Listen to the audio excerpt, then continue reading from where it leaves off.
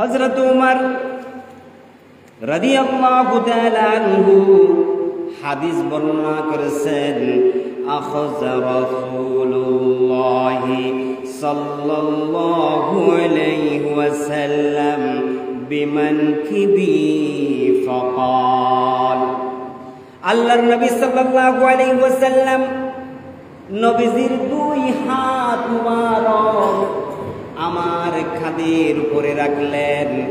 আল্লাহর বান্দারা মনোযোগ দিয়ে শুনেন।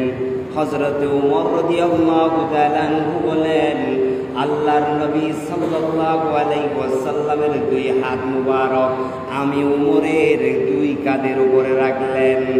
এরপরে আল্লাহর নবী বললেন, কুন ফিদ দুনিয়া কান্নাকা গরীবুন, ও উমর এই দুনিয়ায় তুমি এমন ভাবে চলাফেরা করো যেন তুমি একজন অসহায় গরিব মানুষ, তুমি একজন চির অসহায় মানুষ।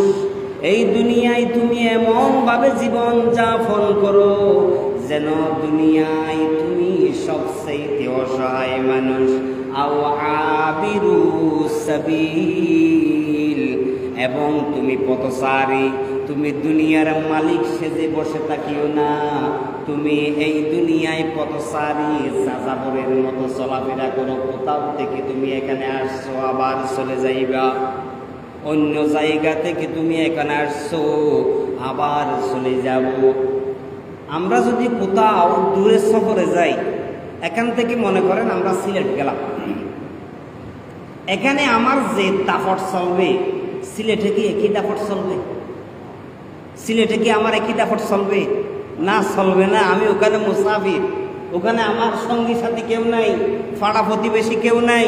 আমি চাইলে যে কারো কান ফাটাই দিতে পারবো না, যে কারো কান ফাটাই দিতে পারবো না। কাউকে ফাটাই দিলে আমার কান আস্ত একটাও থাকবে না। ঠিক আছে, আমরা ওখানে মুসাফির, আমরা আবার চলে আসবো। ঠিক তো দুরূপ আমার নবীজি বলেছেন, ওমর দুনিয়ায় এমন ভাবে চলো যেন তুমি এই দুনিয়ায় যাযাবর মুসাফির, অন্য জায়গা থেকে এই জায়গায় এসেছো আবার চলে যাবে, এমন ভাবে এই দুনিয়ায় চলাফেরা করো।